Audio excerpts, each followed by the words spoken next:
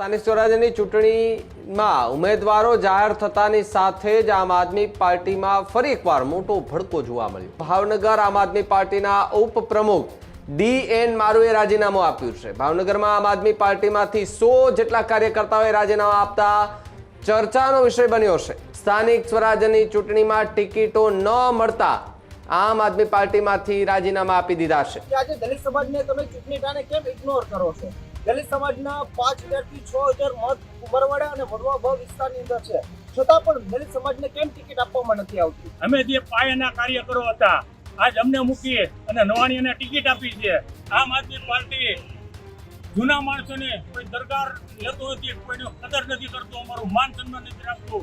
હજુ સુધી તમે અમારી ચેનલને સબસ્ક્રાઇબ નથી કરી તો અત્યારે જ ન્યૂઝરૂમ ગુજરાતને સબસ્ક્રાઇબ કરો, ફેસબુક અને ઇન્સ્ટાગ્રામ પર ફોલો કરો।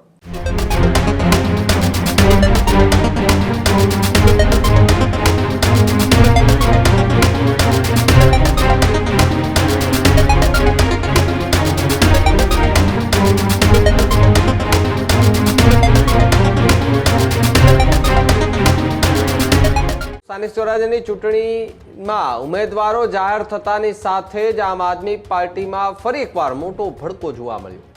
વડોદરા બાદ ભાવનગર આમ આદમી પાર્ટીમાં પણ રાજીનામાનો દોર યથાવત જોવા મળ્યો। ભાવનગર આમ આદમી પાર્ટીના ઉપપ્રમુખ DN મારુએ રાજીનામું આપ્યું છે। ભાવનગરમાં આમ આદમી પાર્ટીમાંથી 100 જેટલા કાર્યકર્તાઓએ રાજીનામા આપતા ચર્ચાનો વિષય બન્યો છે। આમ આદમી પાર્ટીની પ્રથમ યાદી જાહેર થતાં જ રાજીનામા પડ્યા હોવાની વાત છે। સ્થાનિક સ્વરાજ્યની ચૂંટણીમાં ટિકિટો ન મળતા આમ આદમી પાર્ટીમાંથી રાજીનામા આપી દીધા છે।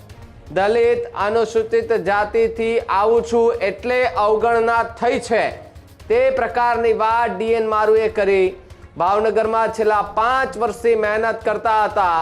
હરિયાણા, વિસાવદર અને બોટાદની સભાઓમાં સ્વખર્ચે અમે આવ્યા હતા અને લોકોને ત્યાં લાવ્યા પણ હતા, છતાં પણ અમારી સામે કોઈએ જોયું નથી તે પ્રકારની વાત DN જે મારું છે એ કરતા જોવા મળી રહ્યા છે। જો કે આમ આદમી પાર્ટીમાં 5 વર્ષ સુધી કામ કર્યું છતાં પણ અવગણના કરવામાં આવી, કારણ કે DN મારુંનું કહેવું એવું છે કે હું એ સમાજમાંથી આવું છું, દલિત સમાજમાંથી આવું છું, એટલા માટે થઈને અમારી અવગણના એ કરવામાં આવી છે।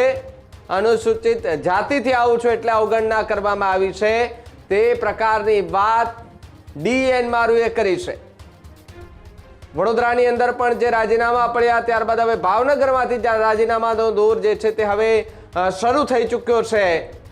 એક તરફ ચૂંટણીની તૈયારીઓ થઈ રહી છે તો બીજી તરફ રાજીનામા એકાએક પડતા જઈ રહ્યા છે। ગોપાલ ઇટાલિયાને વિસાવદરમાં જીતાડવાની વાત હોય કે અન્ય બીજા રાજ્યોમાં પણ આમ આદમી પાર્ટીને નેતાઓની જરૂર હોય, કાર્યકર્તાઓની જરૂર હોય, ત્યારે એ લોકોને ત્યાં ગયા હોય તેવા કાર્યકર્તાઓના પણ નામ ન આવતા હાલ તો હવે બળાપો કાઢતા જોવા મળી રહ્યા છે કાર્યકર્તાઓ, અને આમ આદમી પાર્ટીના નેતાઓને જે છે તે સંભળાવી રહ્યા છે। હમણાં જ આપણે ગુજરાતમાં જોયું કે ખૂબ સારા ચહેરાઓ જે છે તે આમ આદમી પાર્ટીને છોડી ચૂક્યા છે। કરશન બાપુ ભાદરકા જે છે તેમણે આમ આદમી પાર્ટી છોડી, ત્યારબાદ રાજુ કરપડા જે છે તેમણે પણ આમ આદમી પાર્ટી છોડી દીધી। એટલે કે એવા ઘણા બધા દિગ્ગજ ચહેરાઓ જે છે કે તેમણે આમ આદમી પાર્ટી છોડી દીધી। અને ફરી એકવાર એ જ સમાચાર કે જ્યાં ભાવનગરમાં 100 જેટલા કાર્યકર્તાઓએ આમ આદમી પાર્ટીમાંથી રાજીનામા ધરી દેતા હાલ તો ગુજરાતની રાજનીતિમાં અલગ અલગ ચર્ચાઓ વહેતી થતી જોવા મળી રહી છે। આજે ખૂબ સારા એવા આગેવાન એવા ઉમરવાડા અને વડવા બની અંદર જેનું ખૂબ મોટું નામ છે એવા DN મારુ સાહેબ, જે રિટાયર્ડ ઓફિસર પણ છે, તો એમને આજે આમ આદમી પાર્ટીમાંથી રાજીનામું આપી રહ્યા છે। તો મારું કહેવાનું એવું છે રાજકીય પાર્ટીના લોકોને કે આજે દલિત સમાજને તમે ચૂંટણી ટાણે કેમ ઇગ્નોર કરો છો?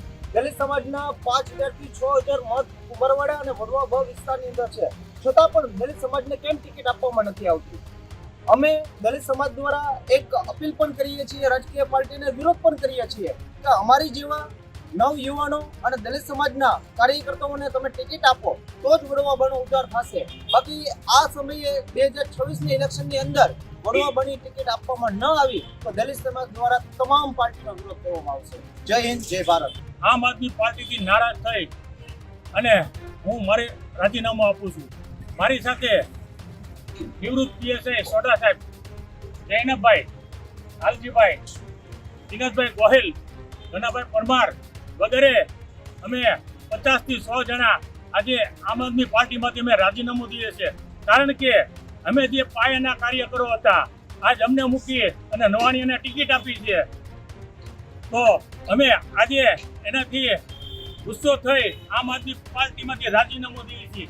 આમ આદમી પાર્ટી જૂના માણસોને કોઈ દરકાર લેતો નથી, કોઈની કદર નથી કરતો, અમારું માન સન્માન નથી રાખતું. પ્રમુખ હોય કે ઉપપ્રમુખ હોય કોઈનું કોઈ માન સન્માન રાખતું નથી. એટલે આજે અમે 100 થી 150 જણા આમ આદમી પાર્ટીમાંથી રાજીનામું દઈએ. કયા સરકારમાંથી ટિકિટ આપવામાં આવી છે અને કયા હોલમાં આપવામાં આવી? અત્યારે 1, 2, 3, 9, 10 એટલા વોર્ડમાંથી ટિકિટ આપવામાં આવી છે અને હજી ઘણા બધા 50% હજી બાકી છે. 52 ઉમેદવારમાંથી 50% હજી બાકી છે. કોઈ ઉમેદવાર ખાતા નથી. કારણ કે આમ આદમી પાર્ટી ના અત્યારે જે કોઈ કાર્યકરો છે ભાવનગરના જે ઊંચા હોદ્દા ઉપર છે એ લોકો અમારું અનુસૂચિત જાતિ, મુસલમાન તથા જનજાતિના કોઈના એ લોકો માન સન્માન કે દરકાર રાખતી નથી. એનું મન ફાવ્યું વર્તન કરે છે.